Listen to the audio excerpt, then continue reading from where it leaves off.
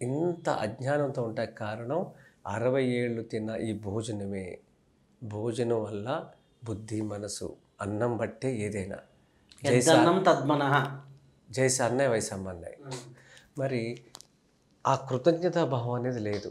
భూమికి విషం చమ్ముతున్నావు, నీకు విషపు ఆలోచనలు వచ్చినాయి. మళ్ళీ ఇప్పుడు పుట్టి పిల్లలకి ఇవి కానీ మనం చేస్తే మళ్ళీ శ్రేష్ఠులు ఈ భూమి మీద మనం చూడగలుగుతాం.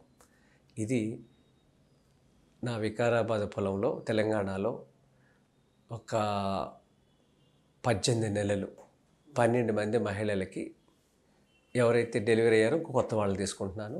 అలా 12 మంది మహిళలకి అబ్బాయికి సమస్యలు ఉన్న వాళ్ళకి ఆ 2 రకాల బియ్యాలు ఇచ్చాను. మాపిళ్ళే సాంబా, కులాకర్ రైస్.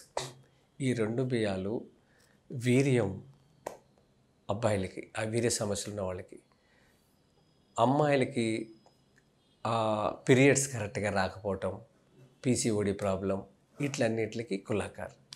ఇవి నేను డాక్టర్ని కాదు, ఎవరికైతే నాకు ఇచ్చి రైతులు చెప్పారో 100కి 100% కరెక్ట్.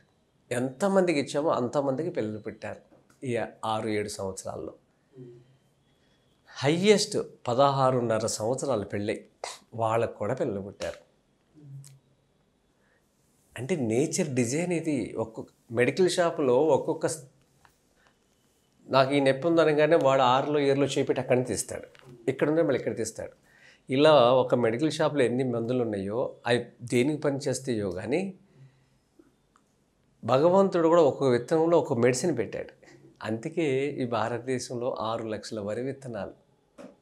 వరి విత్తనాలు 6 లక్షలు మహాభారత కాలంలో.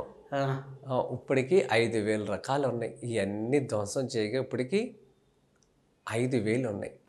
5,000 విత్తనాలు.